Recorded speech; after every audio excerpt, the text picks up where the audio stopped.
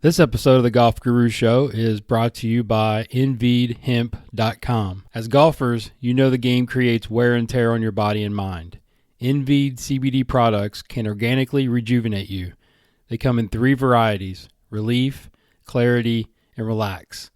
Relief CBD products help relieve pain. Clarity allows you to focus on those critical shots. And Relax CBD products are for those anxious golf moments. Right now, I've got an incredible special for you. Go to InVeedHemp.com and use the promo code GURU20 for a 20% discount for life. It's not what you know, it's what you can prove. You know how to cut to the core of me, Baxter. You're so wise. But like a miniature Buddha covered in hair. I want to become a guru so girls will like me. Then I will like myself. Now, before we do this, let's go over the ground rules. Rule number 1, no touching of the hair or face. Of course. And that's it! Now let's do this! Are you not entertained? Are you not entertained? Is this not why you are here? What's up, everybody, and welcome to another episode of the Golf Guru Show. I'm Jason Sutton, and I am the Guru, where it is my mission to interview the top golf instruction minds in the business in all fields of study, break them down, get them to share all of their stories, best practices, and information that have made them great and successful, and then ultimately share it with you so we can all get better at teaching and coaching this crazy game. Make sure you download this episode and hit the purple subscribe button so you don't miss any future shows that will be coming your way. I hope everyone is staying safe in these difficult times with the COVID-19 pandemic, and that you are playing your part, hopefully slowing the virus down by staying indoors and social distancing. My guest on this episode is 3-time PGA Tour winner Scott Stallings. Scott is such a great guy and was so generous with his time. And this was an amazing conversation in which we get into his college career. He's got some great stories about his time at Tennessee Tech, what he has learned from his successes and his failures, to the positive changes that he's made in his health and in his life that has set him up for later success and longevity on the tour, but most importantly, his quality of life. Scott has done so much for his community and for the state of Tennessee through his junior golf Play for Free initiative and his junior golf tournaments. And I just love the way he holds himself accountable for his actions, which speaks to the reason he's had so much success in his career on the PGA Tour. So I hope you enjoyed this wide-ranging conversation with one of the great people in the game of golf, Mr. Scott Stallings. Enjoy. And I try. So many people ask me about that rent is due, pay the man. So I just started doing every one of mine in front of this, where people ask like, where does that rate? I'm like, man, it's literally, I see it every single day. That's beautiful.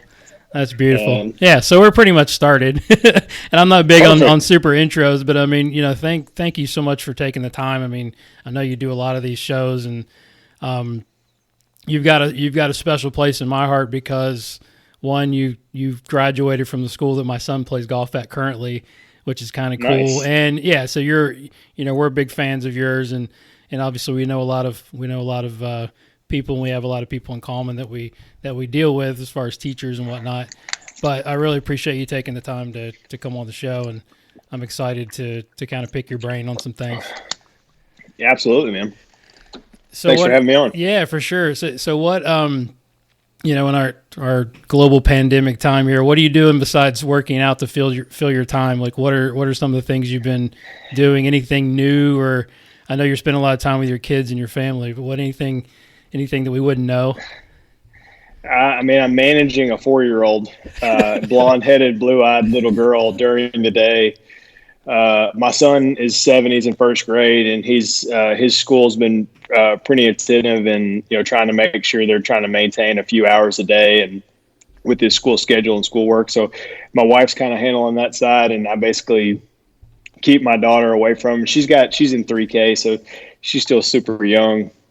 But today we did a matching lowercase and uppercase Easter egg hunt in our front yard. And Nice. after about an hour, she's like, "I'm over this." And sorry, That's okay.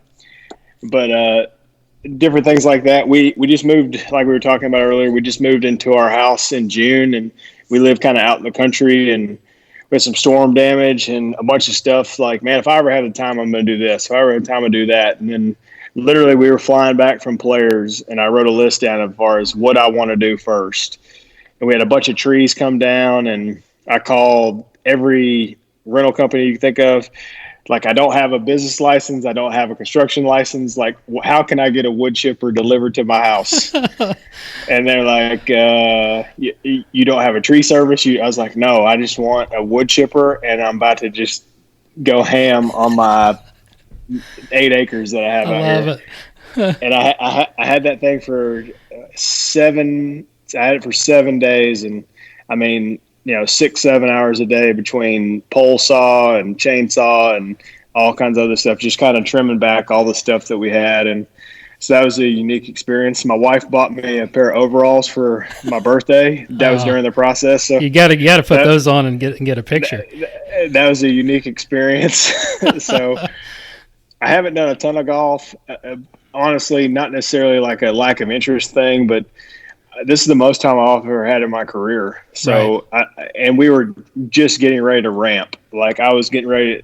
Players is going to be my first of 4 in a row, and just getting ready to kind of hit my stride. I played 4 on the West Coast, 2 on, 1 off, 2 on again, and I played Honda, took a week off, and then I took Bay Hill, and then I was going to play 4 in a row. So, I mean, just getting ready to hit my stride as far as the meat of the East Coast and after the Florida swing. And now you kind of feel like you kind of get the wheels turning, the ball rolling downhill, and then everything kind of gets stopped. So kind of pull back a little bit and a little bit of a mental refresh. And, who knows when we're going to get to play. I'll be the first person to tell you I have no clue. Well, you saw the schedule just came out. Did you see that? I guess maybe it's tentative. I feel like there's a lot of air quotes. Yeah, I hear you. And honestly, I think they're doing a great job to try to let them know that, hey, we're trying. We're trying to give players the opportunity to play that want to play. But I just don't think that people realize the volume of people that it takes to run an event. And, you take out the 150 players and caddies, so you mean 300 people, and you haven't had a single person help you do a thing. Right. From the tour side, the tournament side, any kind of volunteers, TV, media, player support, just all the different things. Next thing you know, you're running 1,000 people pretty fast, and you haven't even talked about a fan. Mm-hmm. And you're at bare minimum in regards of any kind of volunteers. And I think they're trying to do the best they possibly can to let them know that, we're trying to make all the corporate sponsors but at the end of the day, when it comes to the government and stuff, there's just certain places that we're just not going to be able to go at this current time. And honestly, man, I'm not in a super big hurry either. Like I said earlier, the time off is not necessarily something I'm going to shy away from, but when we do get a more clearer picture as far as what's truly, and as of right now, I know that that's June 8th. Right. So that's 2 months from tomorrow, and I'll be ready to go. I'll kind of ramp back into it. I was texting my head pro today, and hey man, I think about sneaking out and playing 9 here, playing 9 there, and just not necessarily just to kind of be close to it, not major grind sessions or anything like that, but being a dad and a husband and kind of a golfer is a distant like 4th or 5th or 6th or 7th, or just kind of depends on the day. I'll hit some balls every now and then, but for the most part, I kind of do what I need to do around here, and if I have time to hit some or sneak out and play here or there, I will. Where do you play? Are you playing Oak Ridge there? I grew up at Oak Ridge, yeah. But I play. I would consider Holston Hills my home course. Gotcha. We just got our Corn Ferry event, which is more than likely not going to happen, which is going to be great. Started helping out the tournament committee there, and Oak Ridge is where I grew up. My parents live 5 minutes down the road, and but we just live in Knoxville. The proximity to Holston and the people out there have been incredibly welcoming, and I try to get out to Oak Ridge when I can, but the proximity to where I live is just way more convenient. Yeah, I know Nick, my son, played in your event a couple years ago at Oak Ridge. The AJGA that you had, that you run out there was great. That's cool. That's a good segue to talk about your little junior golf deal that you're doing. Your free golf is amazing. That you're giving back to your community and your state. Talk a little bit about that, and we'll go into kind of how you got into golf a little bit. Yeah, so I do a lot with junior golf in the state of Tennessee. I had an AJGA for almost 10 years. We just stopped that, and we created our own junior four ball in the state, and we're actually doing it at Oak Ridge, hopefully in August. I feel like any date you give out now, you just kind of give it a caveat of we are hoping, and then you kind of take it from there. Right. But and it just kind of all came from how the Kids Play Free program started is my financial advisor, who's also went to Tennessee Tech, and a few other guys in the state, especially with the foundation and Whit Turnbow and Hayden and Rob and all the guys in the office, just tried to figure out, all right, all we hear is golf's on the decline, no one's playing, no one's doing this. And I mean, I was a little bit offended at the first just because he just kind of not necessarily threw me under the bus, but he's like, man, you don't do anything to grow the game. Oh, wow.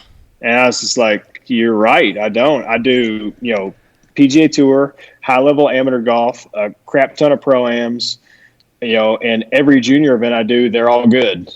I don't do anything. I don't put the club in the hand for the first time. And said, man, you're exactly right. And what do we need to do? So he wrote down a list of all the reasons why people don't play, and time, cost, and availability were the three things. And I said, what if we just cut it and we just make that go away, like overnight? And so we ran some numbers. I don't know if you're aware of our mayor here in Knoxville is a wrestler, Kane, Glenn Jacobs, and like a 25 plus year career in the WWE, and he's just a mountain of he's a humongous man. I mean, I'm not small by any means, and I did an interview with him, and I asked to sit on like a bunch of phone books just so I wouldn't look like a child beside him. But just incredibly supportive. The foundation here in Tennessee runs two of the courses that are in the county, and we ran some numbers with them and tried to figure out how to just make it where, with a few fundraising efforts and some of my corporate partners kind of coming alongside me and helping me do it, we just made it where all the kid has to do is physically be there. That's As awesome. a parent, all you provide an email address. We would give you chances to do, fun tournaments, not highly competitive events, but just, hey, give a kid an opportunity to understand what that looks like. And, Sure. Clinics, work with the PGA section and try to get some guys to get their hours in. And, try to make it good for everybody, where if a kid wants to get off a par 3 course and kind of get him to transition into a bigger setting, we use the foundation to, hey, here's the SNEDS Tour, here's PGA Junior League, here's this, and kind of give them some progression as far as the direction to go. But Play Free is a great opportunity. It's, of no cost. U.S. Kids has been a great partner. A buddy of mine, John Kim in Atlanta, has been a huge advocate to kind of help the program get off the ground. And I remember when we first started, a kid could show up and he could have the same bag and, clubs and balls all day and not have to worry about anything. And now we've transitioned into a part of the program where kids are sharing the bag. And, oh, wow. We had our first fundraiser dinner in December, and I had a mom come up to me and she said, my kid played 9 rounds in one day. I'm like, holy cow. That's great. Which is great. I mean, that's what we want. That's right. what I want a parent to feel like they can go take their child out. They're going to be well taken care of. The courses are staffed properly, and we got some PGA guys that are in there and kind of in the transition, like associate period, kind of work their way up. And, huge advocates to try to give people a chance to learn from the game that gave me more than I ever deserve. And a lot of that all stemmed from a conversation where a guy, I couldn't tell if he was mad at me or trying to hold me accountable or, some form or fashion. But he's just literally like, man, you don't do anything for starting golf. Like, you're exactly right. Wow. And good for you for taking action, man. So we have a super cool logo, the silhouette. It gets a lot of questions about it, but it's my son when he caddied for me at the par 3 at the Masters, and it's Masters week here. Oh, yeah. And so, I mean, that was 2014. He's 7 now, and still it doesn't matter what year it is, but ever since that, they always show his video and his picture. I mean, it was something I'll never forget. And it's pretty cool that the guys at the golf house in Nashville were able to put all that together. And so now we've transitioned. We're in the process of looking into adding our third course, the progression to go from a 9-hole par 3 facility to a newer 9-hole facility into an 18-hole facility, and be able to kind of give what they want to experience. Hey, do I just want to touch it? I don't have anything else to do, or do I want to give a chance to, like, I really want to learn from this game? And with the teaching pros and the kind of progression programs of the foundation and everything, the state of Tennessee has done a great job to provide that if the kid wanted to pursue it. That's so cool, man. What's going to be really fun, I know you enjoy getting the tweets and the messages, but when one of those kids grows up and plays college golf or goes to the tour, that's what it's going to be really, really interesting. You're like, wow, that's when it really gets probably hits home for you. Yeah, I did play a practice round in a tour event with a kid that played in my first junior cup. Oh, wow. There you go. So, I mean, this is our 10th year of the junior cup, and so you're getting close. They're in Nashville, and it's like they're starting to come out of nowhere. Like, I remember when you couldn't drive a car. Now you're like teeing it up for on tour, and so it's pretty cool to see everything come full circle, and just the state and golf's provided, just like I said, more than I ever deserve, and I want to try to be a good ambassador for golf and the state of Tennessee, and be able to do it with everyone there in Nashville is pretty awesome to be part of. Yeah, no doubt, man. Keep that up. That's an amazing project. So talk a little bit about how you got into golf. I've heard the story, but for those of you that haven't heard Scott on the podcast, it's a really, really cool story how you kind of went from playing baseball to golf and fell in love with golf. And then as we get to your college career, I've got some questions from Coach Brown. Yeah. So, I mean, I played all sports growing up except for football. I played baseball, basketball, soccer, and golf. And, I was kind of a seasonal guy, and golf was something that you kind of did when you didn't have anything else to do. We're on a competitive baseball team, and we played all around. We played, a little bit in the fall, but most of the time the spring was kind of when it transitioned. And then you kind of get going in the summertime, and it was what it was. And then it was kind of like just hold on for dear life and play some golf, and then soccer would roll around, and then basketball, and then just kind of do it all over again. And it was my birthday's the last week in March, and I love golf. I love playing, but it was by no means the what I was best at. I love baseball. I say that all the time. That was my first love. We actually trained with the guy that's the catcher for the Nationals, and we were throwing today after we got done working out. Oh, nice. And he was laughing at me. He's like, "Man, just laughing at how I throw." And then I watched him hit some balls, and I was laughing at him how he hits. Like I said, if you're gonna laugh at me, I'm gonna laugh at you. But just that's just what I fell in love with first. And so my birthday's last week in March. I made my first hole in one, and then the week after, Tiger wins the Masters by 12, and I was it. I was done. You were hooked. And I was hooked. We were about to start practice and start kind of getting back into it, and then I don't want to do this anymore.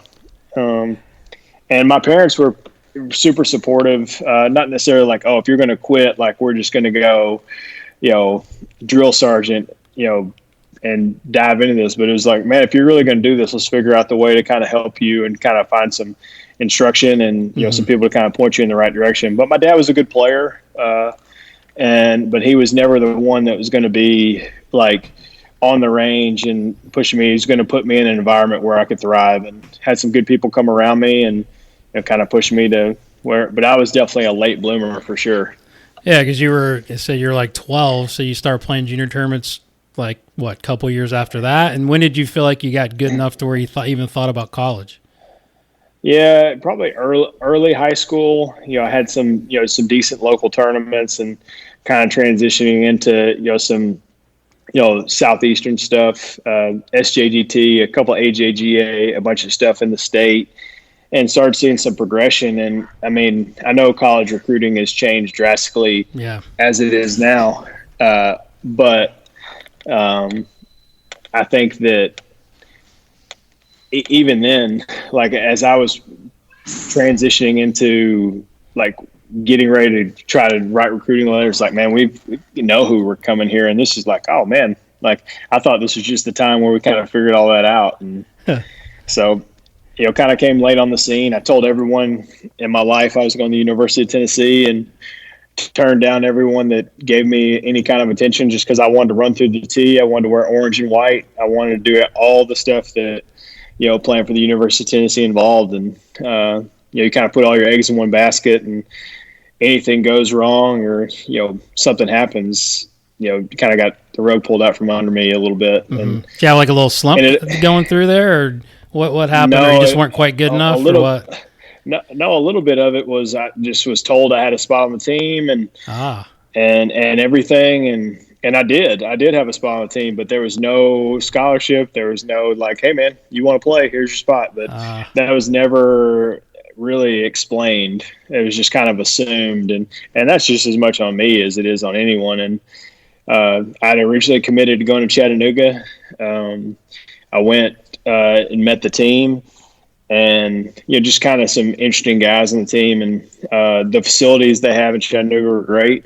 And I got a really late phone call one night from some of the guys at Tech and said, hey, man, before you call or make your decision, just come down here and see our guys. And I went down there and met them. And Polk was one of the first guys who's the coach now. Yeah. And another buddy of mine, Ryan Greer, they met me, had breakfast with them, and they kind of took me around. We played some golf, and I called them on my way back and said, I'm going to go. I'd like to be there. And that's probably the best thing that ever happened to me. Awesome. Yeah. And Mr. Nichols, right, was the coach? Is that? Yeah, he was great. He taught me a lot. And I probably spent more time with him individually than any one of his players in his coaching career, just because as my career progressed, I had a lot of opportunity to play in some individual events that, some All-American stuff, NCAAs, regionals, and, Coach went with me. And as I got some hilarious stories about him. Yeah. Please share. But, he passed away a few years ago, and just an awesome guy. And he was the first guy that pulled me aside and said, man, if you do what I think you're capable of, you'll have a career at this for a long time on tour. And that was the first step where it's kind of like, okay, I need to kind of get in my mind of what this looks like. And I love golf. I love playing competitive golf, but the idea of playing for a living was just kind of like, if we get to, great. And he was the one that always kind of held me to a higher standard. Mm-hmm. He always, anything that we did that I didn't win qualifying, or I didn't do this, or I didn't do that, I wasn't trying hard enough, or I was floating by, and it's like, what in the world, man? Like, and just always tried to hold me to a higher standard and make me try to become the best I could. And at the time, I hated it and didn't really understand it. But looking back, it's like, man, that guy was 100% right. As I start helping some college golfers and doing some of that transition stuff with College Golf Fellowship and some other organizations that we work with, and just seeing the volatility of going from high school to college and then college to professional. And, there's so much gray area as when you kind of go in that transition period. And not that I have it all figured out, but I've had a lot of experience over the last few years, and to be able to kind of help people learn from the mistakes that I made is something that I enjoy. And you get to see a lot of fruit come from that on both sides, hopefully. Yeah, and that's I'll go through a couple of the questions from Coach Brown, because you've kind of answered a few of them, because he's asking what you. Well, just so, hey, if these get bad, I've got just as much on him. Please share. That would be great. But one of the questions was, what was your biggest takeaway from playing college golf, and what did you learn the most? That was the first one. So that sounds like what you're sharing with other people now, right? So what did that look like for you? And like it's almost the question that we ask a lot of times is, what advice would you give yourself now if you had to give your 20-year-old self advice? What would that be? Yeah.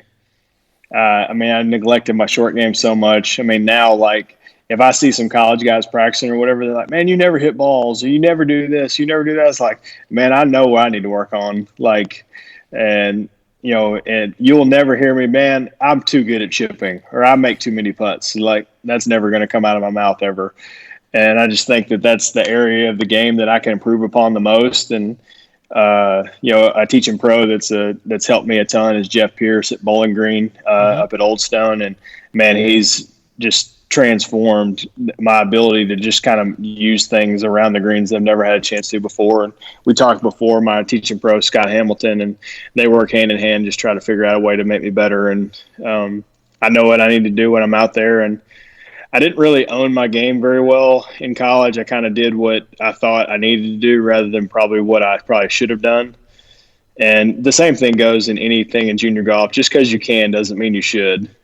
And that was something that I struggle with a lot. Okay. And, just different things like that. But the experience from college, like I remember some conversations with Coach that I had that he probably honestly didn't have with any other person that ever played with him, just because I spent so much time with him. Mm-hmm. And so what are some of the things you talked about? Like, it sounded like you were thinking next level probably earlier than most kids. Because him, right? Because he believed in you. And a lot of it is he pulled that up. He pulled that in me, and there was the biggest turning point where I was like, okay, this is for real. Was my freshman year. We were at this Hall of Fame dinner, and we had these people that I'd never heard of that were accepting these Hall of Fame awards. And I'd been in college for like 4 months, and like, what in the world? And I was still bitter, man. I was super bitter as far as not going to Tennessee. Right. And I'm seeing the stuff that, guys are, getting for their team and just that comparison and, sure. Just not enjoying where I was and, not really taking advantage of the opportunity they were put in front of me. And, more or less just wasted a semester. I played tournaments and played okay, but nothing anywhere what I was capable of. And just every tournament I played, I would see what Tennessee did, and the guys that, I may be better than that, or maybe I'm not as good as this guy, and I was way too concerned with what other people were doing instead of what myself was doing. But like any 18, 19-year-old kid, I was in this Hall of Fame dinner, and I was just acting like an idiot, being super rude, not listening, snarky comment after snarky comment based on what everyone said. And, guys like 75 years old pouring his heart out about his college career. And I was like, I could completely care less what this guy's saying. Mm. And Coach Nickel just absolutely let me have it in front of God and everyone. And if I went in to the multi-purpose room at Tennessee Tech, I could show you the pole where it happened. There was these big beams that kind of held the center structure, and it was like a big hallway almost looking like, and we're in the back left of the auditorium, and it was like the third beam from the back. And if I could have morphed myself into this beam to hide from him, I would have. And in my life, that may have been the most uncomfortable and literally as little as I've ever felt in my entire life, just for the simple fact of he didn't care who heard it. He didn't care who was there. And he probably said some things he wasn't necessarily overly proud of at the moment. But he said, if you do anything of what I think you're capable of, he said, you'll be up there giving that speech. And I hope some smart ass isn't up there, acting like you are. And I like, okay. And then it just escalated. That was the nicest thing he said. That's awesome. So if that's where we started, just imagine in your mind of where that went. Sure. And I mean, he was fuming. I did workouts. I did all kinds of other stuff just because I was just acting like an idiot. And, that was probably the most poignant moment in my college career that had nothing to do with golf. I saw how much another person could believe in me way more than I believed in myself. And, still, there's just so many things of that experience that, I could talk about forever. Well, I think, and you're such a great story, and that's a great point to hopefully all the college players out there are listening to this, is there are a lot of ways to get to the PGA Tour. You don't have to play at a Power 5 school, and I think that was the cool thing. My son, Nick, read me the note that you sent him when he was asking, what about tech? And he said, you said, it's up to you. You can get better. You can get good as you want to be anywhere you want to go, and that's the lesson is it's like, you don't have to be at the best school or at the best facility. It's like, it's up to you to get the most out of your game and the most out of you as a person. Right. Yeah. There's no doubt about that. I mean, we hit basically rocks off of concrete mats in the dark. And one of Coach's buddies that was, kind of watched the golf course lived in this trailer on there. And I mean, it was just a very eclectic college experience, which I mean, I tell everyone, especially like, if you could go back and play college golf again, and our team we won some tournaments, and this is the whole experience of being on something that you only get, those 4 years. And that's something that I'll cherish the rest of my life. And if I had the opportunity to go do it again, I would definitely do it. Cause I see these kids now just like wishing away the college experience. Like, man, pro golf's going to be there. Like, pro golf's not going anywhere. And all these things that happen to you in your life that you don't take into account of what it actually takes for this to take place. Like all the way. And ultimately you're the one that happened. And I think that's a pretty quick reality of like, oh, and like adulthood just hit me in the face and things like that. So, Tech was a great experience for me. I had some great friends and guys from there and this and that. And, wish your son and everyone there at Tech the best of luck. Thanks, man. Yeah. So you got to give us one Polk story. My daughter came to say hello. Hey. You say goodnight. Hi. All right. Y'all going back upstairs. Okay. All right. But Polk, I don't I hate to get him fired. I think there was a lot of things that Polk did in college. He did.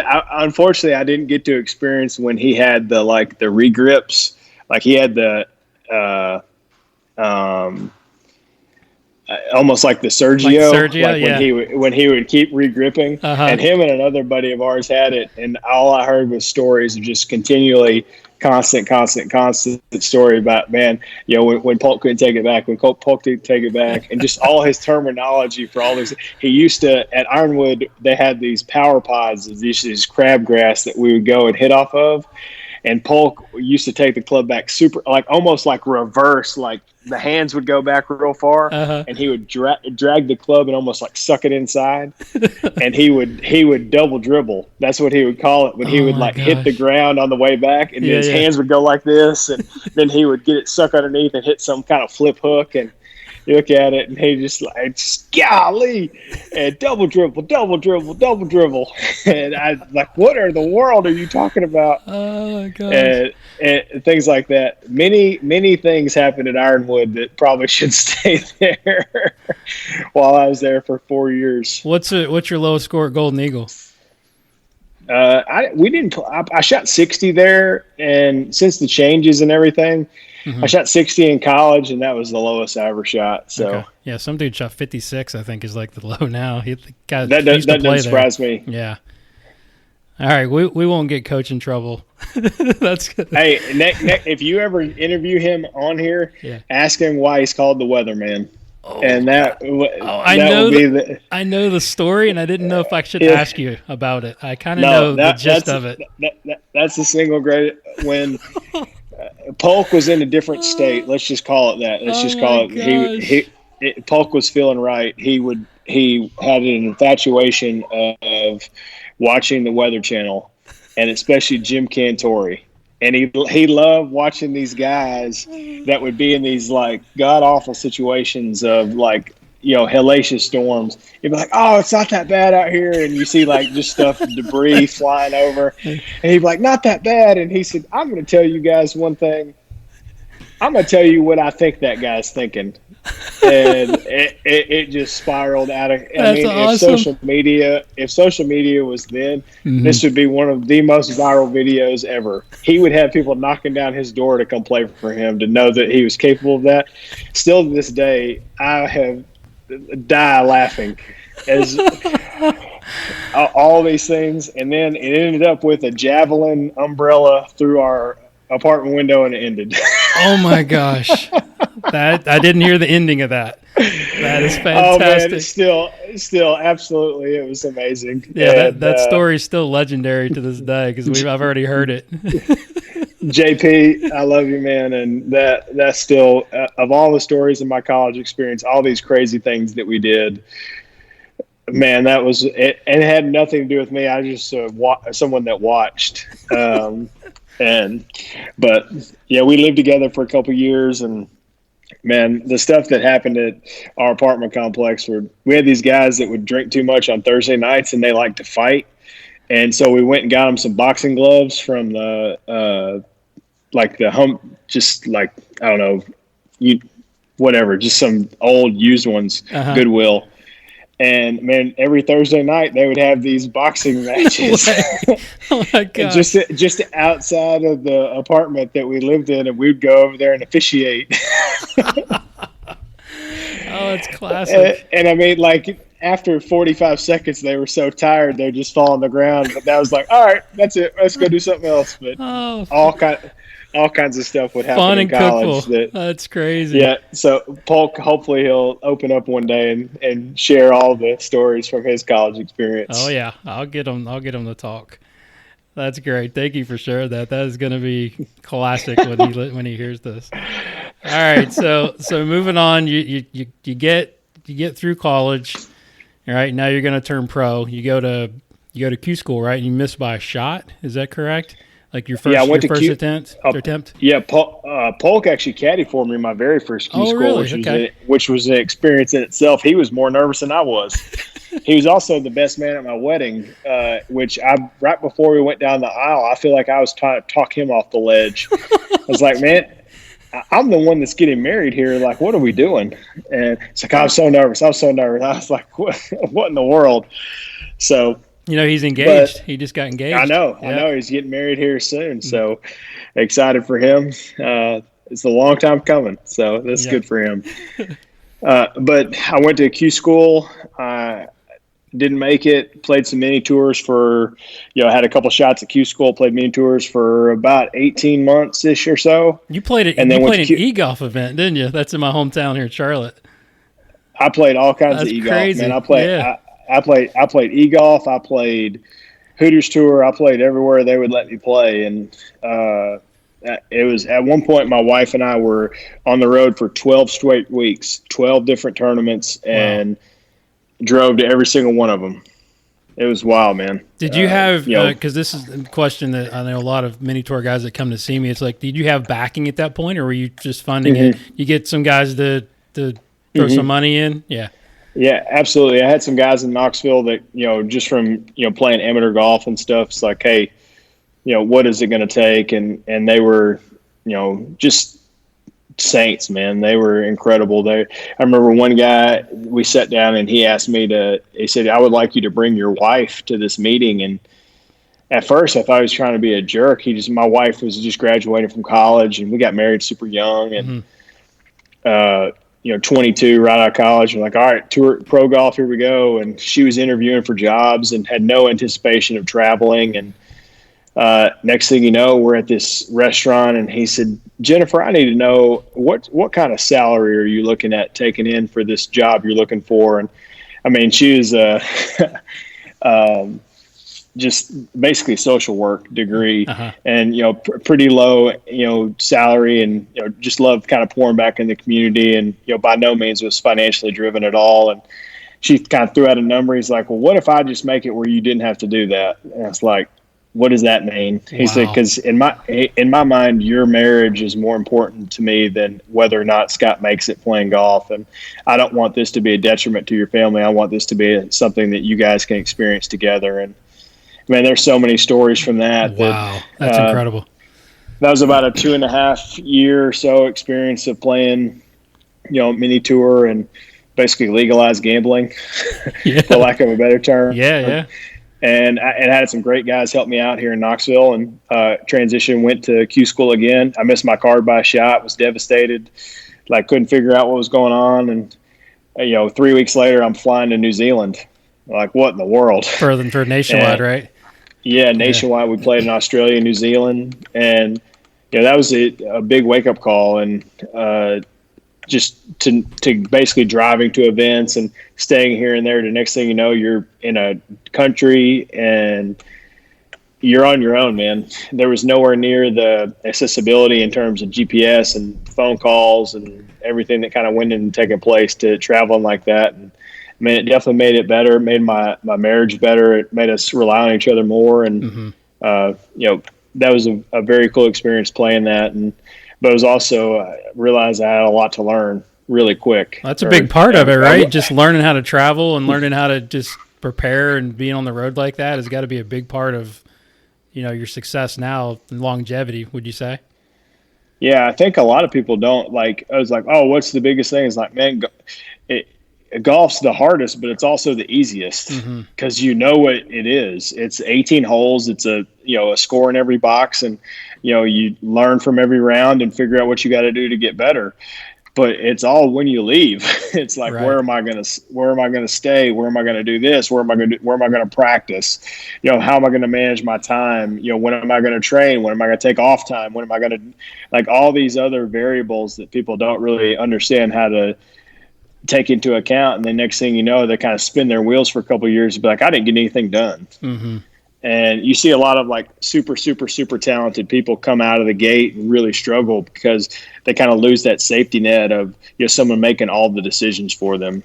Sure. And like I said earlier, we do a bunch with college golf fellowship. So college golfers come to my house all the time and college coaches. And I mean, that's the biggest thing we talk to them. It's like, man, I could care less about your golf. Not that I don't care, but that's just something that if you're to the point where you're going to pursue a career of it, you don't need me to tell you how to play. You need me to help you learn all the other stuff. Right. Yeah, it's a great point.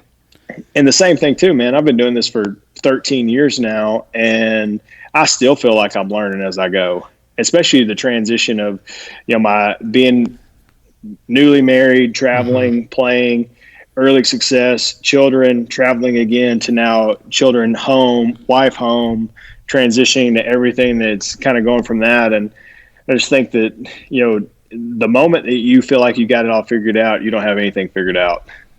And just if you don't feel like you can ask questions and try to learn from other people, there's one thing to being super diligent and dialed in with, what you believe, but that still doesn't mean you can't, kind of pick little bits of information and how to apply it to your life. That doesn't mean you have to do it exactly the way they do it, but you can definitely learn from every and all situation. So who's helped you the most on tour? Like when you first got out there, who's been sort of your Kenny mentors? Perry. Really? Okay. Kenny Perry by far.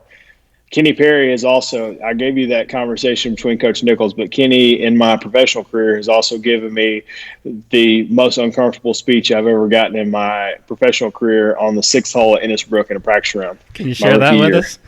Absolutely. So we had the same agent, and his son Justin and I knew each other from college golf and junior golf, and we're the same age. And I played the West Coast. This is when the tour started in January at Sony. And I played the Nationwide Tour in 2010. And basically I played well enough to where I kept my card, but I got a free run at Q School. If you're ever going to go, man, that was the best way to go. To improve your number. You can't have any better status on the Nationwide Tour than I did. I was fully exempt. I was going to play every tournament if I wanted, and just a free run at Q School. And Scott Brown in the 4th hole at Orange County National, he said, Bubba, if you don't get your card here, you're never going to get it. You're hitting it that good. Oh man, it's just like everything kind of. I finished 7th or 9th or whatever, and got my card, and played solid all week, and transitioned to go to the West Coast, and I missed my first 5 cuts, and it honestly wasn't even close. I played awful, kind of got caught up in everything. My first round at Torrey Pines, I warmed up right beside Tiger. I was freaking out. My caddy's like, man, we've tee off in 10 minutes and you hadn't hit a wedge yet. It's like, that I'm watching this. Like, I'm about to not play. I just want to go watch him. And just things like that. Sure. And so Kenny, I basically followed him around like a lost dog and did everything I could to be around him and ask him questions. And he'd look at my scorecard after every round and be like, what did you do on this hole? And what did you do on this hole? And like, how did you hit it over there? And like, I don't know, man. So we would, he was sponsored by Transition at the time, and we come back to the East Coast. I play Puerto Rico. I finally make a cut and kind of get a little bit of confidence. And Kenny helped me get a sponsor exemption. He spoke on my behalf, did a bunch of stuff for the tournament to try to help him out. And I was incredibly gracious for the opportunity. And we always played these practice rounds with Josh Teeter and Blake Adams and myself and Kenny. And we did play different matchups and this and that every single week. And we started at Innisbrook, and I got off to a good start. I was 4 under through 5, and go to number 6, downhill dogleg right par 4. And I drive it in the fairway, and I hole an 8-iron from the fairway for an eagle. And he's like, "That's it." Just like, "That's it. I've had enough of this. Come over here." And there's some trees that kind of stick on the inside of the cart path, and we basically just camped out there for a little bit. We let some groups play through, and he's like, "You play great in practice rounds, you hit it like this, and you do this, and you go in the tournaments and you play terrible." And it's like, oh my goodness. It's like my coach reincarnated and my dad, and all these voices all come together at one time, and it's a guy that's had a Hall of Fame career, and truly one of the nicest people you ever meet in your life, and he was over it. I can't imagine him even raising his voice. Oh man, he's like, still we talk about it, and I played with him in a practice round a few years ago. He's like, "We need to go back over here." And that's great. Like, hey man, and just like fast forward throughout the week, I finished 3rd, had a chance to win. So what changed there though? Like, I mean, obviously you were taken back, but like, what you had to change something as far as your strategy, or did you start believing a little bit more in your game? I just remember my caddy's like, what? I mean, what did he say to you? It's like, well, man, I think he believes in me more than I believe in myself. Once again, right? It comes back. Yeah, it all kind of comes back full circle. And anytime you have struggled to kind of be picked up by someone else, especially someone that's had the career like he's had, and just the for him to take the time to kind of speak into my life when I definitely needed it, man. Yeah. Honestly, I mean, at the moment, he could have told me he hated me or loved me or whatever, and I'd have probably just gave him a hug and just like, "Man, thanks for taking the time." Oh, like, that's great. I'm not 100% sure what you just told me, but I know that you mean well, and you're trying to pump me up. And sure. I finished 3rd and kind of transitioned from there, and you won that year, right? That's when you win Greenbrier, right? So talk a little bit leading up to that. Like, what is obviously you start gaining some momentum and some confidence, and then what do you remember about that week? He took me to dinner Sunday night or Saturday night before, because that was going to be my first ever final round. And we were at dinner, my wife, and this is when the Greenbrier had like the big concerts and everything. Right. And we had dinner. I can't remember what time the concert started, but I teed off at like 1:50 or 2 o'clock on Sunday. And I remember it being like 8:15, and Kenny's like, "We got to go. We got to get in bed." And he's playing in the tournament. Like, I was like, "I mean, what time do you go to bed?" He's like, "Well, I mean, you're in the final group tomorrow. You got to do this." You guys like, "Kenny, I play at 2 o'clock, man." Yeah. Like, you're like, "I'm staying out." I gotta like do something so I can like not wake up at 6 a.m. and like, whatever. So it was just funny to, kind of have that, like, I mean, we're competitive and trying to play, but he always treated me like he's like I was a kid and I was so just naive to everything. And man, as much as he encouraged me and helped me out, he got me a lot in some very unique situations. My first time I played Memorial, which he was a past champion, we were going to play on Monday, and I'd missed the cut at Colonial the week before. So I went up and played a couple days. I was like, all right, I got this place figured out. I played Saturday and Sunday, played a bunch of holes.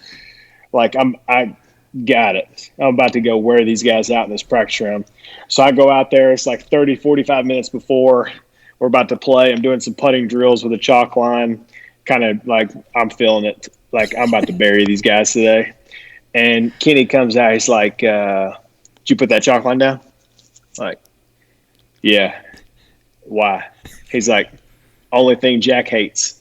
Oh, God. I'm like, no. "Oh man."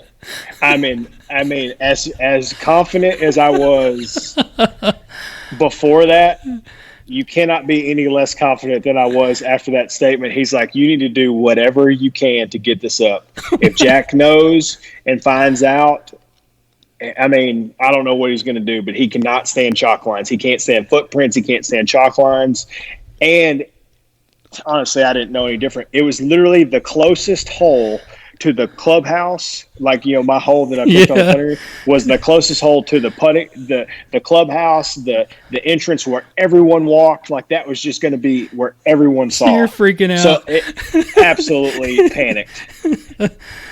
So I go book it, and I go in the locker room. It's like, guys, I need anything you give me. I got a chalk line out there. Mixer Nicholas hates it. I got to figure this out. Like, I don't want him to kick me out of the tournament.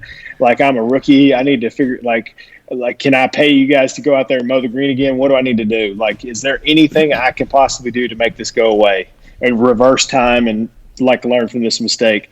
Well, I go out there looking like I'm about to go. I don't know if I'm going to clean the green, cut the green, you know, go pack my stuff and head back to Knoxville. Like, I don't know what I'm about to do, but I show back up and I have the myriad of things that I have. I could have done brain surgery based on the equipment that I had. And Jack's standing there. Oh no! With Kenny as I'm walking down the stairs, and I'm just like, absolute, got me 100%. Got me. That is so awesome. And I had. The next year I played the tournament again, and I was hitting some putts. I said, Mr. Nicholas, how are you? He's like, you still use those chalk lines? I was like, no, I have not used that chalk line since. He's like, man, they might help you. And just 100%. It's like, man, how can I mess with this rookie? But stuff like that. There's so many things and experiences from just having someone that, like I said, had the career like he had, but him to take the time and pour into me, and a bunch of other guys too, that had a bunch of experience that spent some time with me has been great. But those, especially from early on in my career, was some great encouraging stories and some stories just that people don't ever hear about. That, I mean, you literally have one of the greatest players of all time just absolutely giving you so much grief about where they just set it up absolutely perfect. That's awesome. So who are you with that? Like, for some of the young guys now, have you kind of taken anybody under your wing, or who do you hang out with mostly when you're out, aside from your family, obviously, but who do you play practice rounds with, and who do you kind of hang out with? A lot of the rednecks. A lot of Scotty's boys. Honestly, I'll either go super early by myself, and I struggle with attention span a lot. You know, golf is long and slow, and the rounds and everything. So if I'm not playing in the game or anything like that with, you know, some of my buddies, honestly, I'll go out there and, you know, do 9 holes and do some kind of game with myself or my caddy or one of my coaches, and where I can be attentive and know that I'm not going to basically expel all my mental energy, you know, going into Thursday. Because there's a lot of times my caddy would be like, you ain't got it today. Like, you need to go do something else before you come back here and try to do this practice session or whatever. And gotcha. Just golf's pretty counterintuitive in my personality and just kind of the way I like to do things. So I got to kind of get that out in the rest of my life. And that's where the gym's kind of been a nice transition. Go get that part out. And then, all right, I'm here to focus. I'm here to work and do the things I need to do to get better. Yeah. Yeah. I know you probably get tired of getting the question about the working out and the transformation, but take us through a little bit of that. I know I've heard the story about 2015 when you're playing with Webb and the players, and that's when you sort of felt like you felt the worst and you knew something was wrong.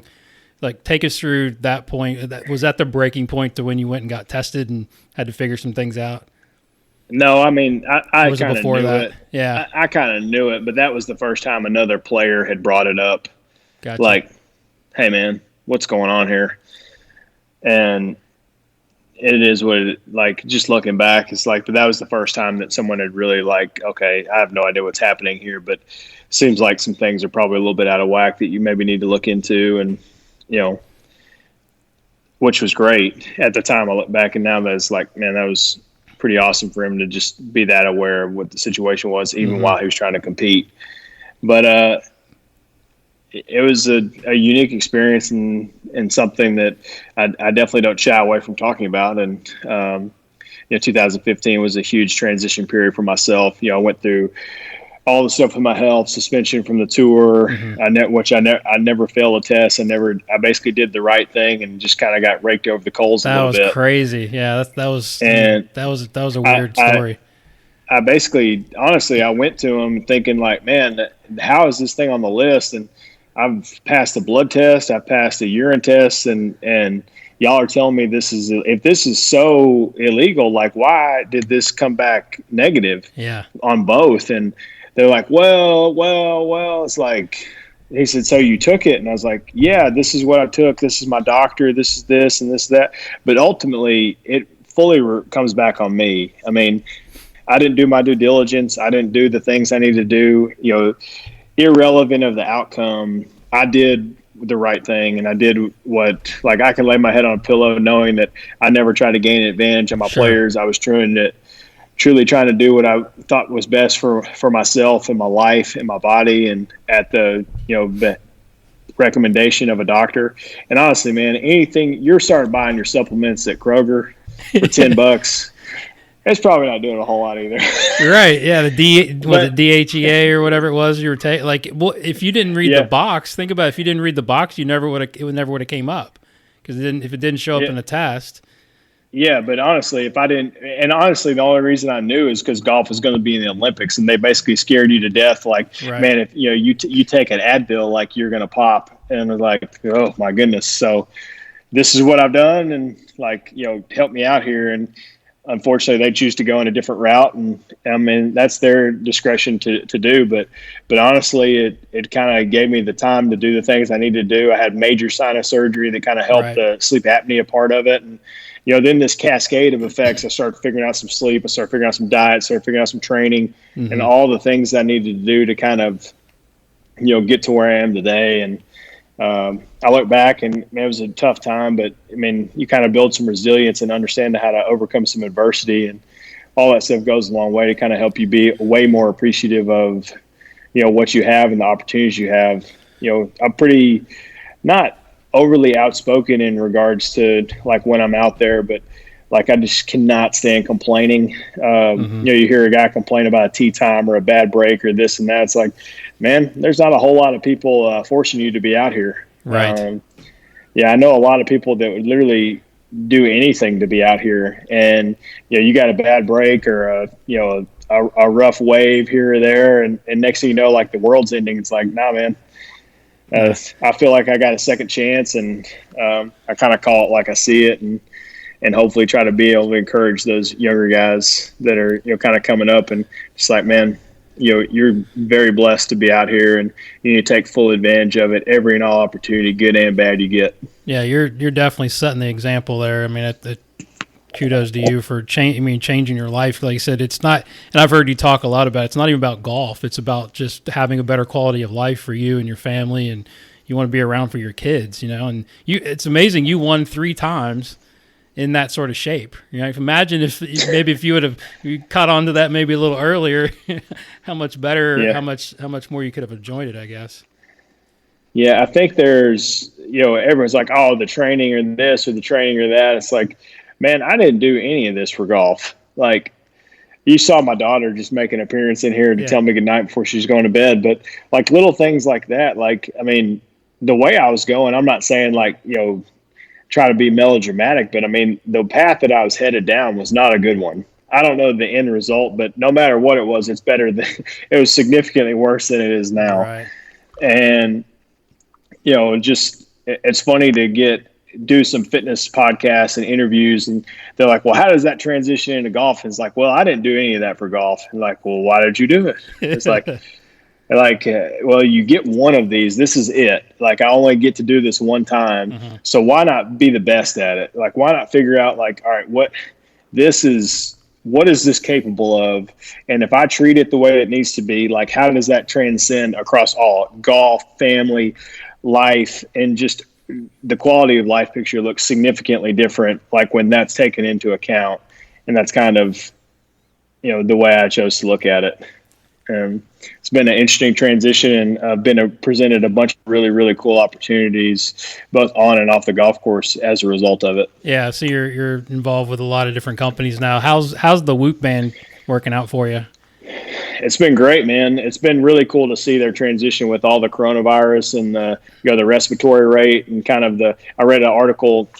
They did a Q&A with a guy that basically used his analytics off his watch to basically determine that he had it. Oh, wow.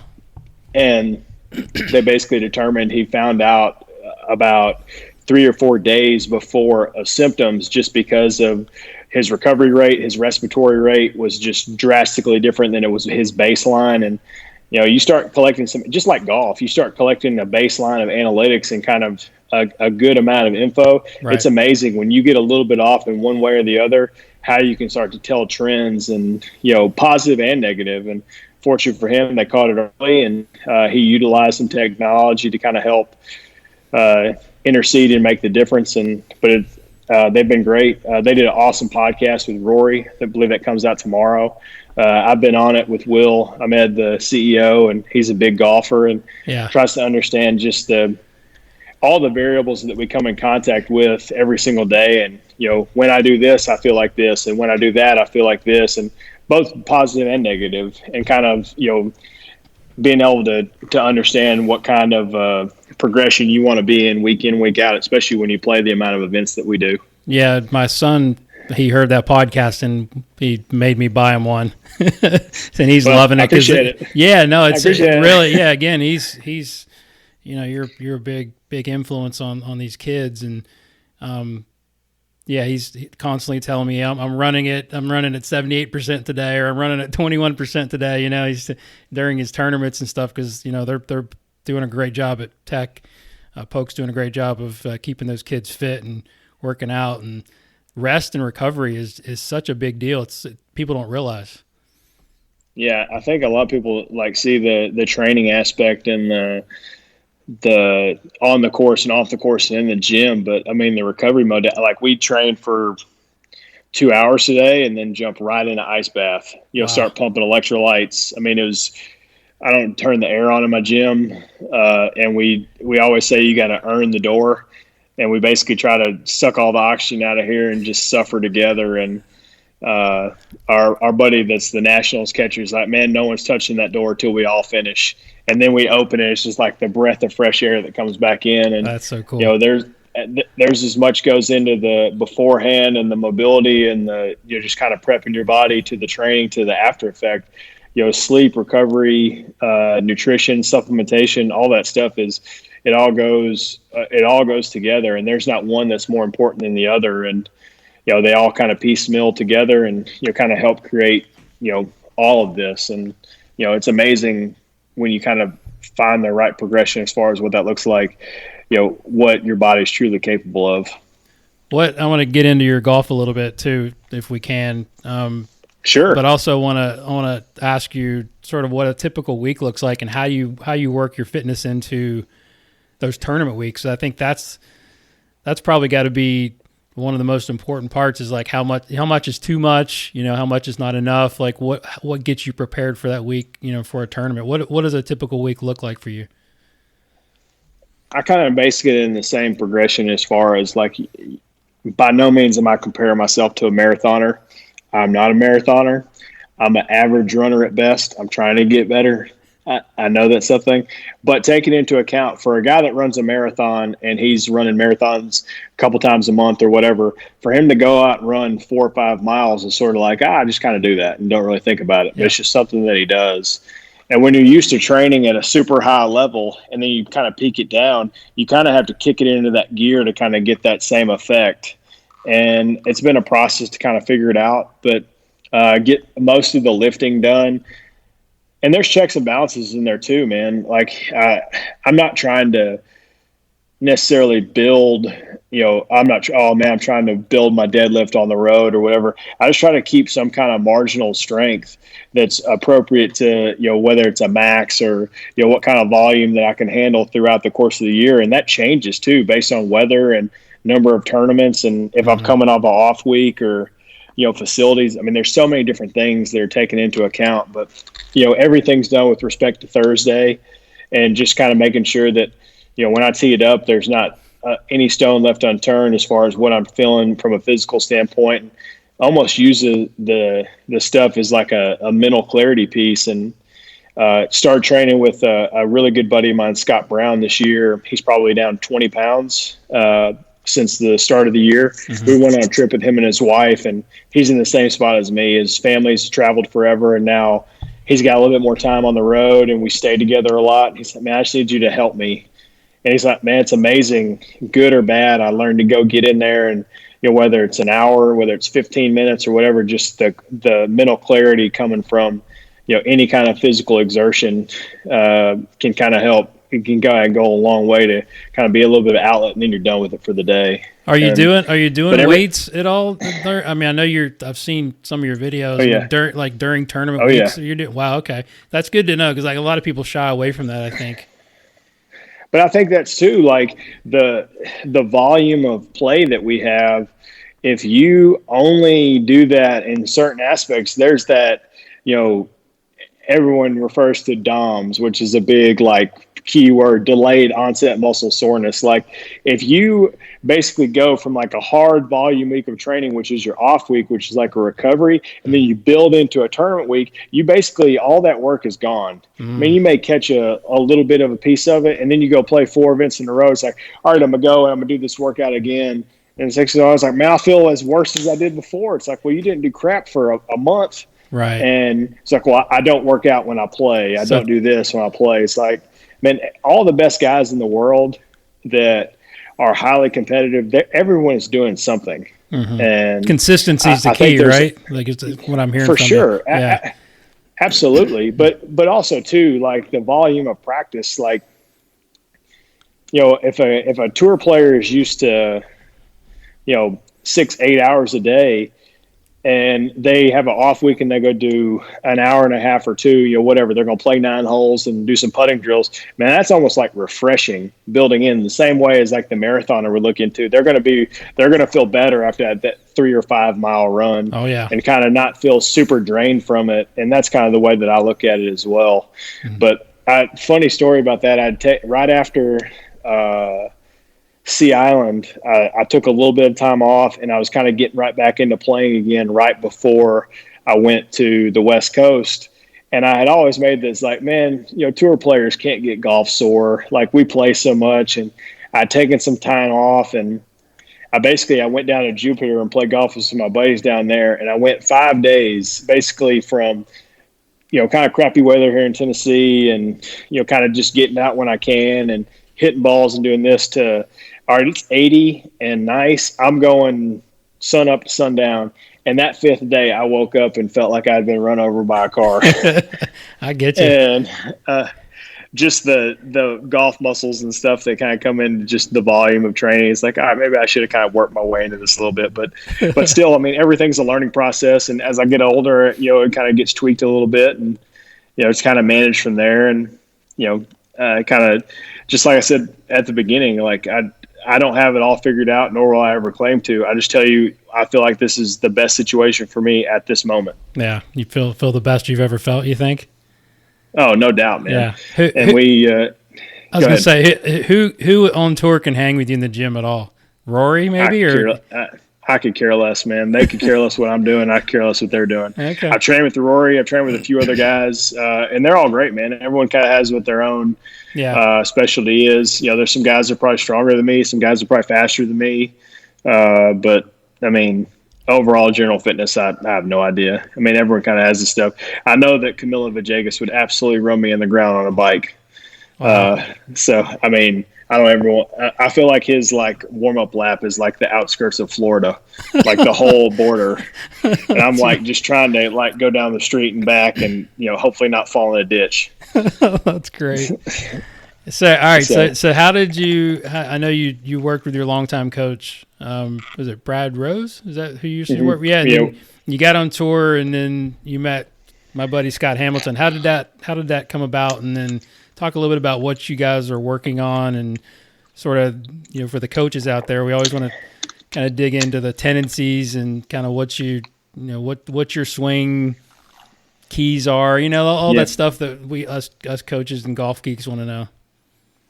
Yeah. So, Brad helped me for a long time, and it was a little bit of a transition in his life and my life too. Like, I wanted to work on the road and kind of have a little bit more attentiveness while we're out there. And it was a kind of a little bit of a travel thing. Like, I didn't want to come back in an off week and feel like I had to like put a bunch of time in. I wanted to like use it. I just had my first child, and just the transition period it was just a different time of life for all of us. And Scott was traveling on the road, and we had a bunch of friends. Scott Brown was the first guy that introduced me to him. And I wasn't driving the ball very well. And Scott had a bunch of guys that had started driving the ball significantly better, trying to get the shaft running 90 degrees at impact, and all the things you see from the best drivers in the world. And that was the first thing. And because you lean it a lot, right? I've talked to him a little bit about your swing because you got a lot of forward lean. Correct. Yeah. Yes. Sometimes that's great. Sometimes it's not. He told me last time. I hate to interrupt you. I just think of these things, but he told me last time I talked to him, he was like, "You're not allowed to hit too many stingers anymore." Oh man, when that stinger video last year at Hilton Head, he's like, I mean, are we even going to consult the coach on this kind of stuff? He's like, all I want to hear how Scott hits his club. I'm like, I want him to try to hit it as high as he possibly can. Exactly. Yeah. And try to get it. But I can, as your question earlier, it'll kind of lead to that. But I went down to Cartersville, did a little practice, and I literally hit like 8 balls. And he's like, buddy, I can tell you one thing, that shit ain't going to work.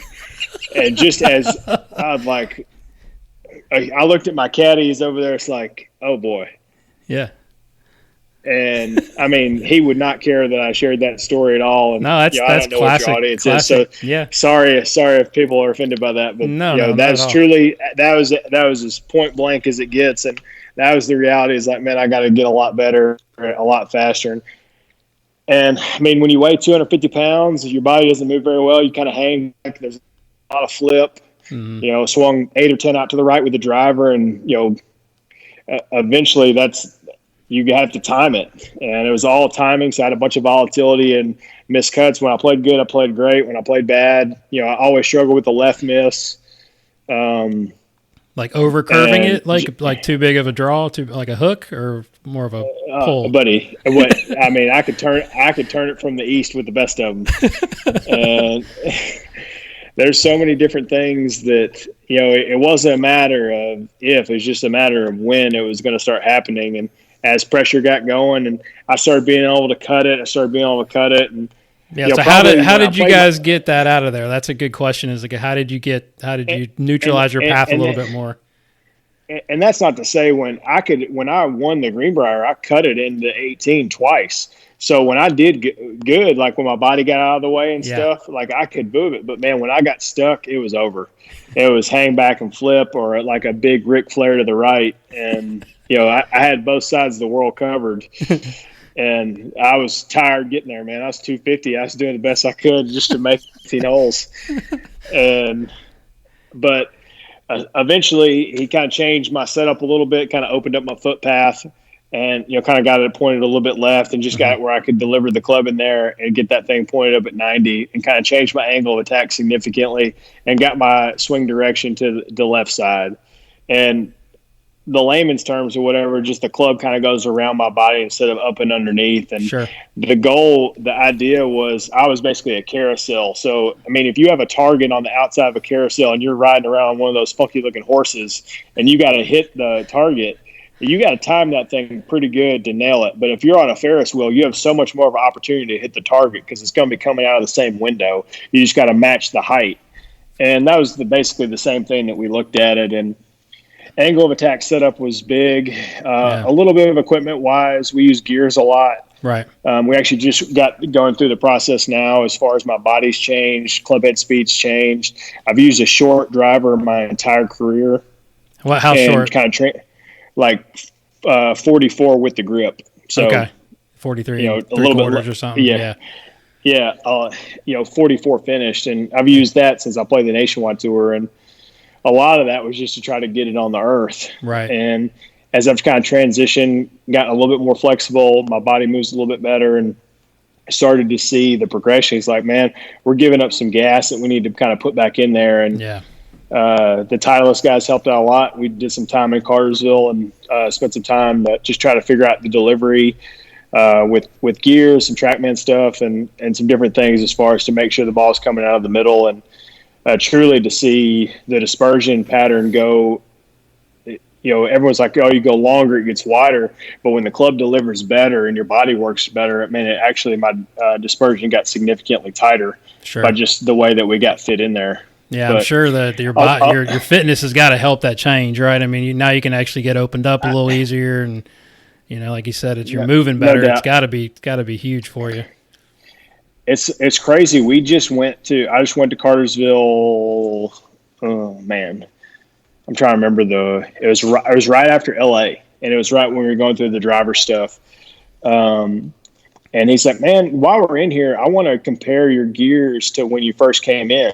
And you could see the body difference, like the overlay. It's like, yeah. I mean, if I didn't know that was the same person. But even like the tendencies and the biomechanical patterns from like just old habits, man, when you are that just out of shape, irrelevant of body weight or whatever, but just out of shape, and your body doesn't move significantly well, there's so many things, your body knows that, so it's going to protect from that. So I would kind of get stacked on top of it, for lack of a better word. I would never shift into my right side, and I'd kind of stand there and just, because once it got back, it was by no means ever coming forward. Right. So, and now that my body moves a little bit better, man, it's like my right hip it's never had an ability to do this, and now it does. So, man, every single day I'm like, holy cow, like this is what that feels like. Yeah, you can internally rotate. But in the same way too, oh my gosh, it's like now I can do that. Yeah. But as I lost a bunch of weight, my lower body was still as strong as it's ever was, and it's even stronger now. So, like the ability to push out of the ground and use ground force and to be able to create club head speed has been a big thing. But Mike Granato, one of the guys that helped Scott with all the gear stuff, he said, man, for a guy that's done all the fitness stuff that you've done, your shoulder turn is nowhere near what it was. So we did the basic, like the scat pulls and this. And just basically like one of the pulls back there, he's like, and you just see his eyes, is like, you can do that. It's like, I don't know what you mean. He's like, man, you just did your FMS in gears, and you did your shoulder turn 140 degrees. Yeah, and you don't do that in your swing. Nowhere. Yeah, you got your backswing looked like it got shorter when you got fitter, didn't it? Yeah, but honestly, I could do a lot more with a lot less effort. Mm-hmm. And he's like, well, I just wondered from my perspective, maybe like there's some shoulder tightness, some just loss of flexibility and this and that. And we're just sitting there and hammering out, and I just rock it in there, and he's like, can you do that again? And I just sit there and turn. He's like, we got to figure that out. Yeah. But a lot of it was just a pattern thing. If I got the shoulder turned so much, the hip didn't turn and everything. So I would just kind of keep it in there and just hopefully just kind of fall back and hit up underneath it. Yeah. And now it's been crazy, but just to see the right arm bend as far as I come in, like I don't keep it out and keep it away. I kind of, my right arm bend increases and I smash the crap out of it. So that's something that it's a lot easier to work on now that I don't have to go tee it up day in, day out, because that's just a patterning thing to kind of clean that up. And it's amazing to see my, like, you see that average height test or just our max height of all your irons, and just see just over time as far as how that gets better. And where are you at now? Like tour average is like 90.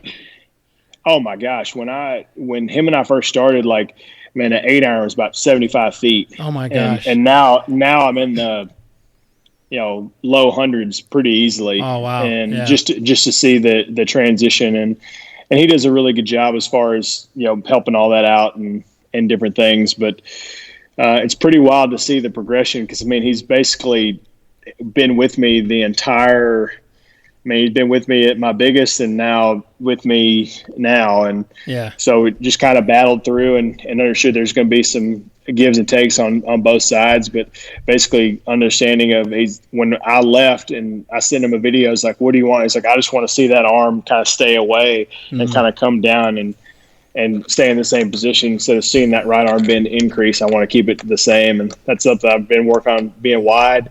Kind of keeping the club head further away from me and trying not to feel that bend. But I do a lot of work in the gym. My trainer, Adam Curley, sent him a video as far as this is what I need to see. And next thing you know, we're doing some like rotational presses with a band against my head where I can't right bend real hard, yeah.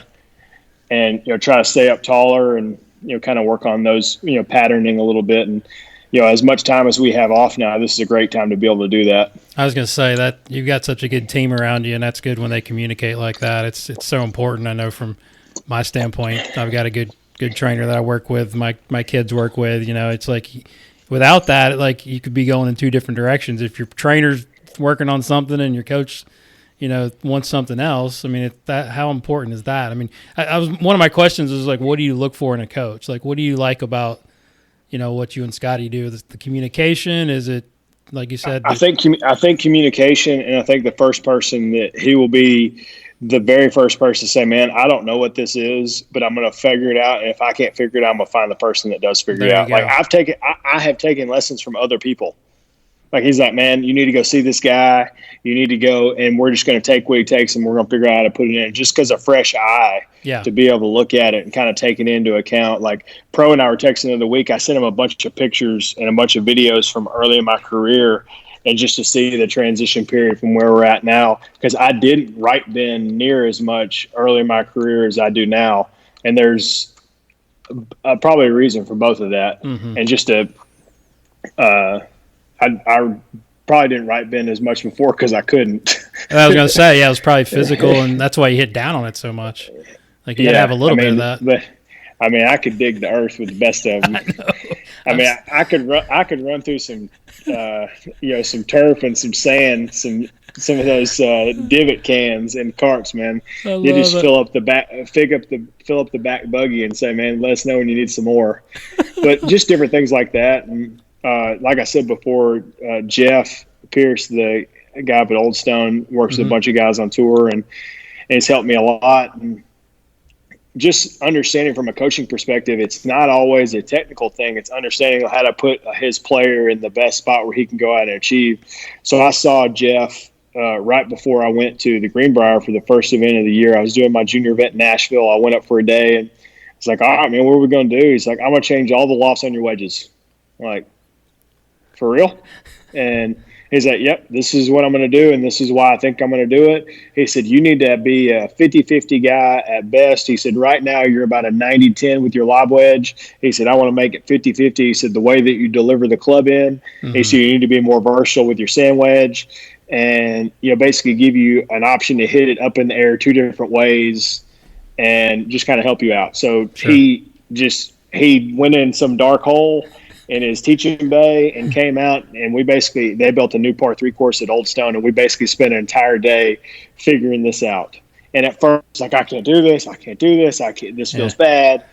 And next thing you know, it's like it just started clicking. I'm like, I can do this. There you go. And he's like, I just want you to be a more versatile pitcher with two different clubs. And through the players, I had more hole outs from off the green than anyone on tour. Wow. I didn't do anything different. Just change the equipment.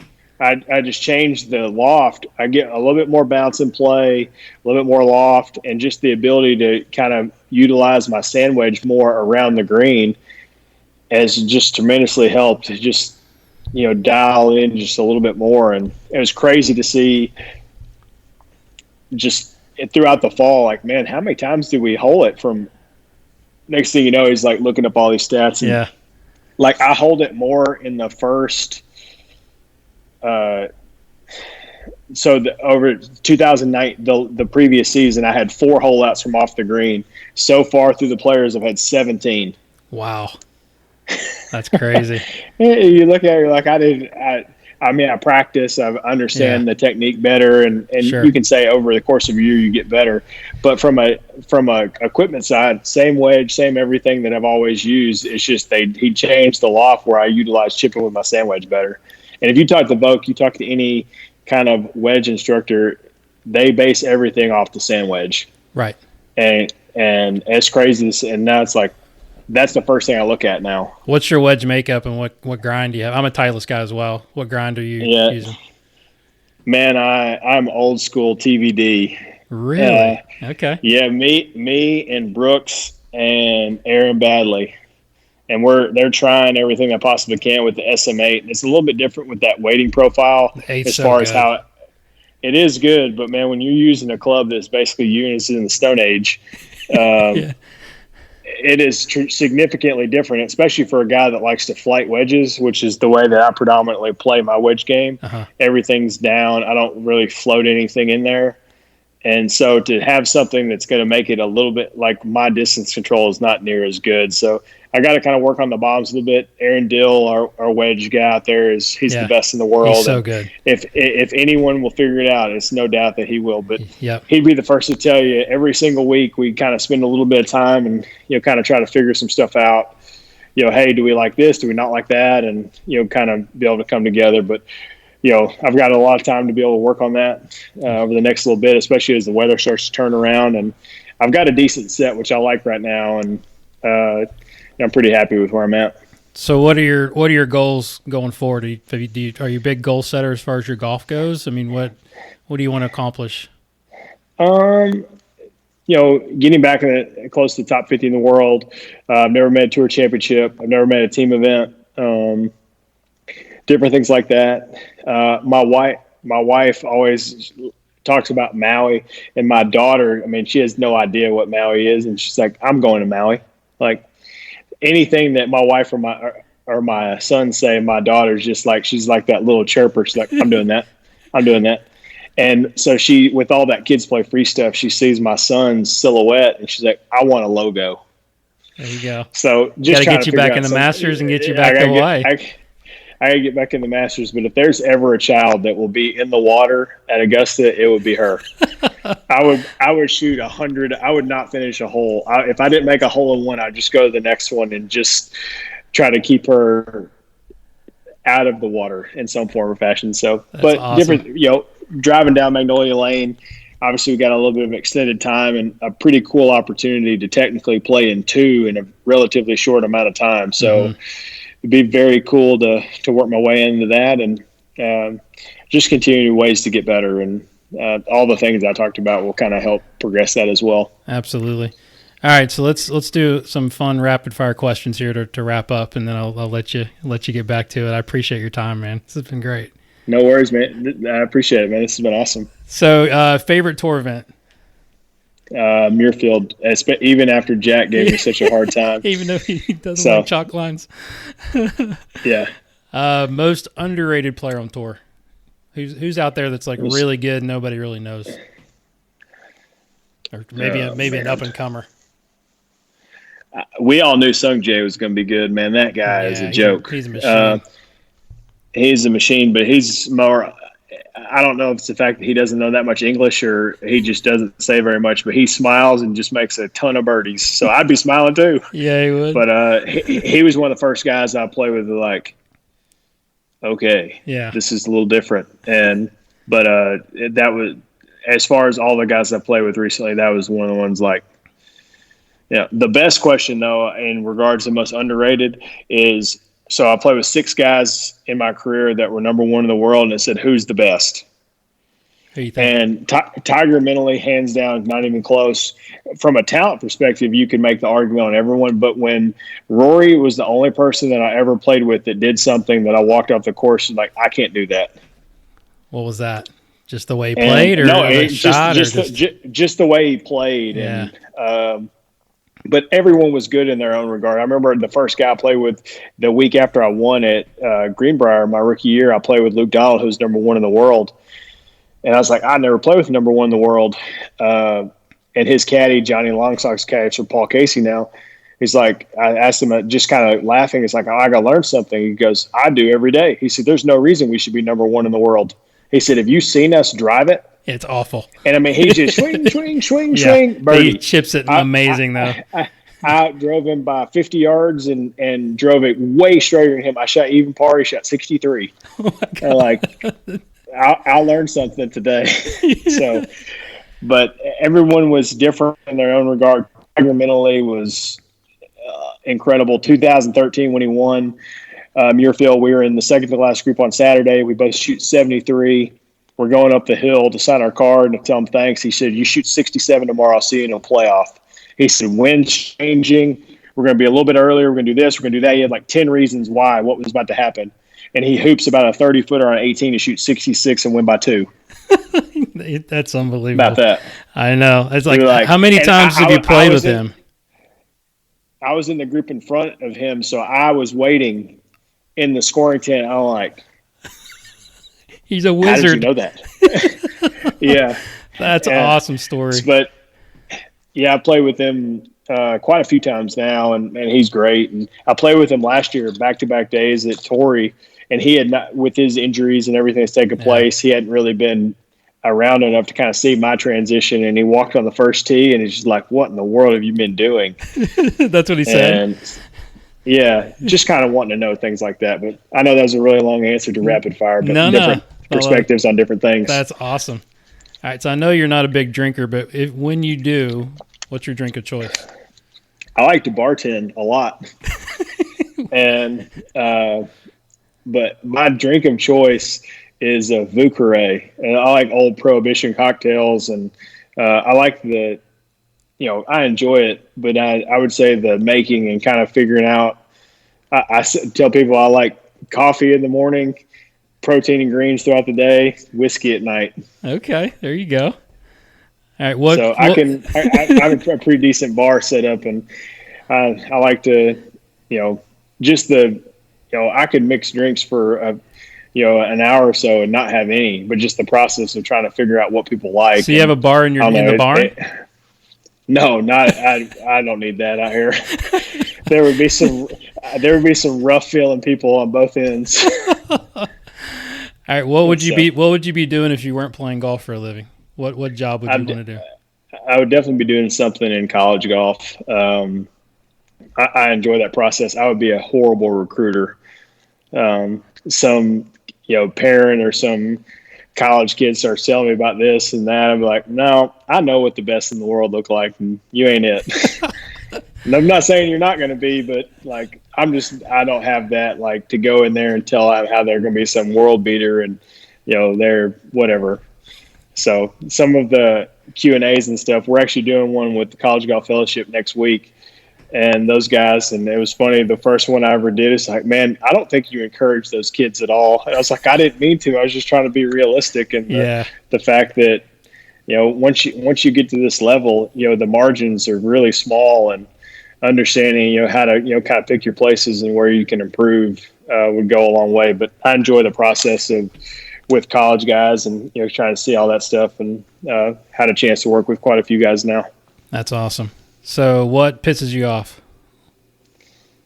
Complaining, lack of ownership.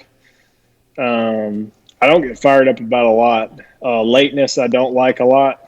But it all kind of comes together with just taking ownership. And man, you can make the worst mistake of all time, but if you own it and take it like a man, you have mad respect in my group. We have a decent group of guys that we train with. We have a UFC fighter. We have our trainer and PT, Adam Curley, and we have the Nationals catcher. And through this time, I feel like we clean our gym more than we actually work out, just with everything that's taken place. And we've been very due diligent in our social distancing outside of the gym. We kind of understand that we may never get this opportunity in our careers again to be basically in season and be able to train like this. So we made it a priority, and our families have kind of dialed in as far as, all right, this is something we're going to do, and we're going to do our part outside of the gym. But the same thing, man, we all own it. We know that days that we dogged it, and we know that days that you're all going to push each other to try to get better. And, you start hanging around with those kind of people, ignorance is not an excuse, and people that try to claim it as much don't stand very high in my group. That's great, man. That's really good advice. So what absurd habit or behavior do you love? Oh my gosh. I would say that it's got to be something. Some of the ways that I train, I would say, are kind of borderline on somewhat. I think about different ways to train, and trying to figure out different things to do. I don't know. My trainer told me I need to work on my learning to control my heart rate better over long periods of time. So I'm doing these like really, really slow, the most boring workouts ever. Slow, long, jogging and biking is brutal. It is very mentally taxing for me. But trying to figure out how to increase, fitness on both ends, aerobic thresholds and different things like that. But like I could sit down and write out workouts and it just like the bartending, just like the coffee, just like anything, I become sort of neurotic in anything I kind of pour myself into. All my buddies would probably tell you the same thing. If I'm going to do something, I'm 100% going to get into it. I can see that. And I've got about 6 or 7 different coffee makers. And so you're really into coffee. Yeah, just man, like if I could open a restaurant, I would like that. I'd like coffee in the morning, protein and greens throughout the day. Wi-Fi goes off, get all the millennials out of there. Whiskey bar, be amazing. That sounds like a plan right there. I love it, man. All right, so last question. This is one we ask everybody on the podcast. So if you could get a message to billions of people, so everybody in the world, and put it on a gigantic billboard, what would your message be and why? Maybe the one behind you, but no, I have a better one. So okay, I'll flip and they can record it. So I'm told you I'm not a great runner. So you were actually in my gym, and this is the treadmill where I run on everything. And so this is not my word. This is Socrates. So he's speaking to you. Okay. And he said, "No citizen has the right to be an amateur in the matter of physical training. What a disgrace is for a man to grow old without ever seeing the beauty and the strength of which his body is capable." Oh, I'm going to take a picture of that. All right. That's beautiful. And that's I put awesome. It right in front of like what I suck at. And I mean, there's that one too. I mean, you can apply that in anything, and rent is due, pay the man. I mean, there's so many different ways to apply that, but man, I was running on the treadmill doing this slow cardio thing this morning. I'm looking up like, crap, man, Socrates is like, bam, bam, slapping me in the face. Like, just letting me know, like, I'm figuring out what I'm capable of. I'm running super slow. And I'd much rather do an hour of sprint intervals than sit there and do that. But I need to, work on a little bit more of the fat burning side and, kind of not be a carb burner as fast as I am. But I would say that would be a somewhat of a neurotic tendency. Well, you have to be, I think, to do all that stuff. I mean, I think it's just a characteristic of all people that are high performers in whatever they do.